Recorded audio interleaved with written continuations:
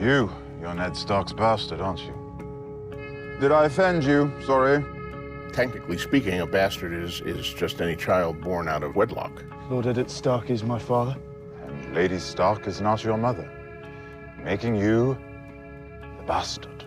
Medieval societies, including Westeros, tended to be more religious than our modern society, more superstitious in some ways. They knew nothing about genetics or DNA, but they had their own version of it, which is blood. Blood will tell. I'm just a bastard. The bastard of Robert of the House Baratheon. The grand maker of bastards in the Seven Kingdoms is Robert Baratheon. We see about 4 of them being murdered in the opening episode of season 2 when Joffrey sends forth his people to find them. The one who gets away from that slaughter of the innocents, of course, is Gendry, who is one of Robert's older bastards. And Gendry looks very much like the young Robert, something that Ned recognizes the minute he lays eyes on Gendry. Find anything? King Robert's bastard son. Westeros, of course, has a very strong class structure. The small folk, as they're called, they probably produce just as many bastards, if not more, as the noble classes, but they don't have any surnames. And here we have Bronn, son of... You wouldn't know him.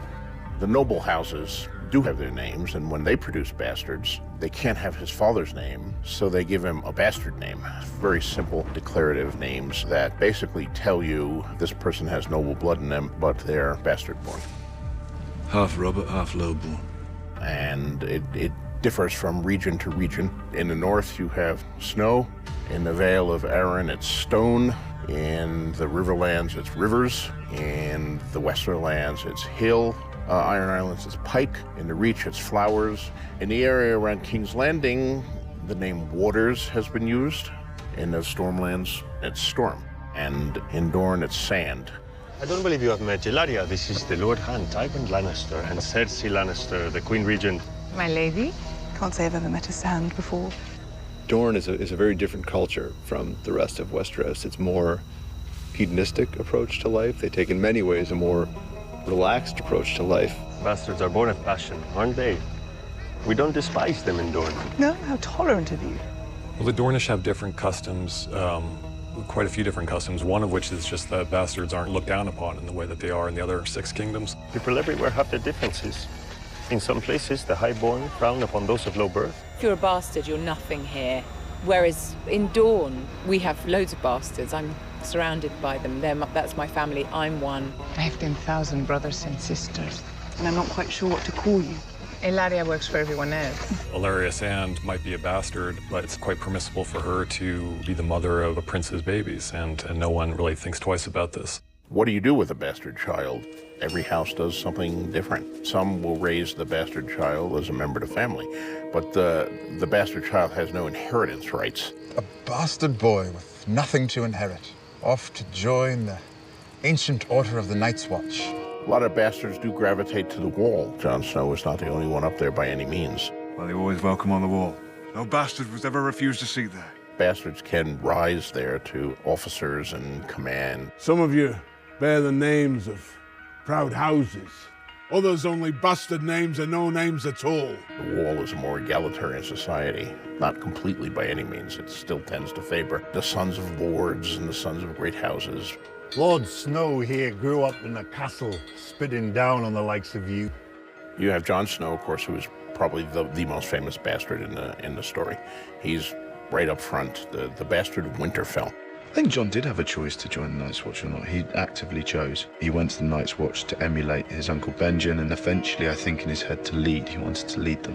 When Jon first came to Castle Black, he was maybe a little bit spoiled. He was a tough kid, and he was a kid who'd never back down from a fight, but at the same time, he grew up in a castle. He grew up with very high-class people, and even if he was a bastard himself, his best friend was Robb Stark, and he was raised by Ned Stark, and he ended up thriving at Castle Black and becoming a leader for the first time.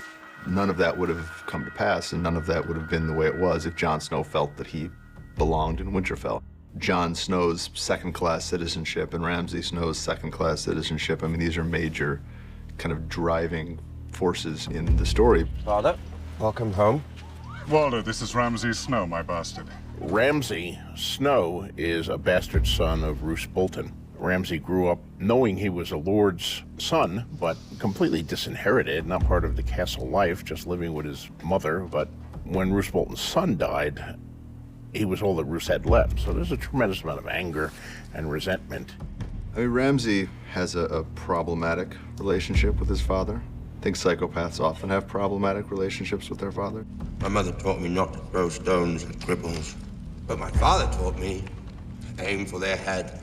But his main goal in his life would be to be given the acknowledgement and respect of his father that he's been denied as a bastard his entire life. He hates being a bastard. You little bastard. And he wants to be legitimate, and he wants to kind of impress his father. That's the only thing, I think, that he wants more than just inflicting pain on people. The relationship between Roose and Ramsay is in some ways a dark counterpoint to the relationship between Ned Stark and Jon Snow. In both cases, a noble father with a bastard son. Jon and Ramsay are literally the opposite to each other. You know, Jon's very noble and honorable, and and Ramsay is none of those things. Roose himself is a cold and calculating man, a dispassionate man. I place far too much trust in you. But the treatment of the bastard son is very different. Ned keeps Jon Snow at Winterfell, and he's raised with Robb and Bran. He's, for all practical purposes, he's one of Ned's sons. You are a Stark. You might not have my name, but you have my blood. Ramsay gets nothing from Roose. The flayed man is on our banners. My banners, not yours. You're not a Bolton, you're a Snow. There's also some analogs here to the Tyrion-Tywin relationship. What the hell do you know about being a bastard? All dwarves are bastards in their father's eyes. Let me give you some advice, bastard. Never forget what you are. The rest of the world will not. Wear it like armor, and it can never be used to hurt you.